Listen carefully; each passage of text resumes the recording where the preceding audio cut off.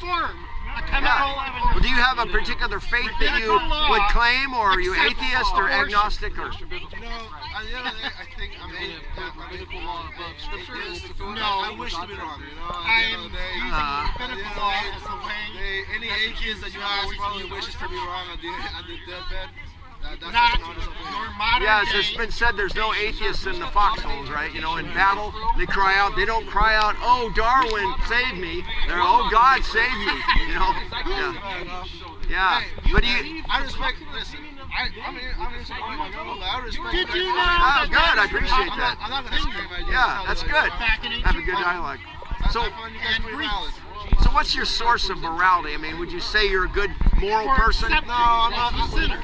I've never been good morally. Or you've been bad morally, you think? No, but I don't know, man. I never felt like. accepted them I guess as they were? I have pity. You can say that.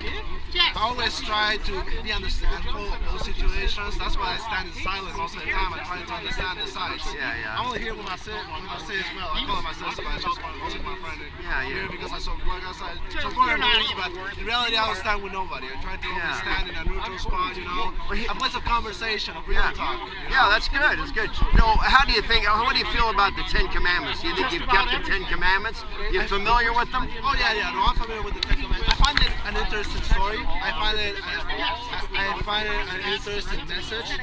I find it that it could be the first laws of if due to exist, and we can find it as the first laws of humans. That to be honest, at some point we need them. At some point. I'm not very familiar with the story of the Ten Commandments. Yeah. If it's the Egypt story, is it the Oh yeah, Egypt Exodus. story? Yeah. Exodus. Okay. Yeah. Right. Are you more familiar with the Old Testament than the New? I guess the Old Testament, when I come from, I think they use more of the Old Testament more than the New Testament. Yeah, because in Exodus, Exodus 20 is the main place where the Ten Commandments are at. But also, the only one that was not repeated in the New Testament is the fourth commandment, let's keep the Sabbath holy. So it's interesting because Jesus is our Sabbath rest. You know, but here's a couple just to throw at you, just see what you think of this. But like how many? Like the ninth commandment says, you shall not tell a lie or bear false witness. How many lies do you think you've told in your life? Like just a rough estimate, maybe more than 10? Yeah, more than 50? But I'm unable to lie. Actually, it's funny when I tend to lie, I tend to laugh. So I can give yourself away, huh? So I give myself away super fast, and I end up telling the truth anyway. Okay, so yeah. I can straight up not lie. Yeah. No, I haven't told my parents a single lie. Yeah, I always tell them what's happening. I always tell them what's going on. Right. But you do have told lies then. Of course. Yeah. So what would you call somebody who's told lies then? You know, I guess, of course, a liar. Yeah. Of course, it's a right grammatical sense of a liar. Yeah. But in the end of the day, calling someone a liar seems a little bit harsh sometimes, because you never know the situation or the spot that they need to lie. Sometimes they need to lie to save their lives. Sometimes. Yeah, it might be like Nazi Germany, and you have Jews. You're hiding Jews in your apartment, and the SS knocks on the door. Have you any Jews in your apartment? You say, oh no, I have none. And they go, okay. Yeah. Next, It's a little bit extreme. I'll say, like in case of like house abuse and stuff like that, trying to lie, say no, I did this and that, you know, trying to make sure or like when in case, let's just say house abuse, you're calling the police and you actually tell him that you're calling a pizza, you know, it's like that. It's a little bit extreme.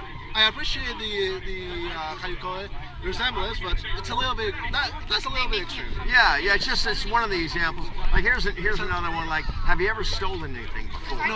I cannot bring myself to steal. Like even the smallest thing, like a penny from your mom or a candy from the store. I was raised right, sir. Oh, okay. My parents raised me saying, saying if I steal, nothing good's gonna come from it. Okay, and like, have you ever downloaded music or movies or anything like that without paying for them? You got me with that. Okay, so yeah, I appreciate your honesty. You know, that's great. So that's robbery. So what would you be called if you've stolen something? Yeah, you can call me a thief, a pirate. Well, technically, according to your own admission, you're a lying thief, right? Fair enough. Yeah, okay. And have you ever used God's name in vain before, do you think? I guess so.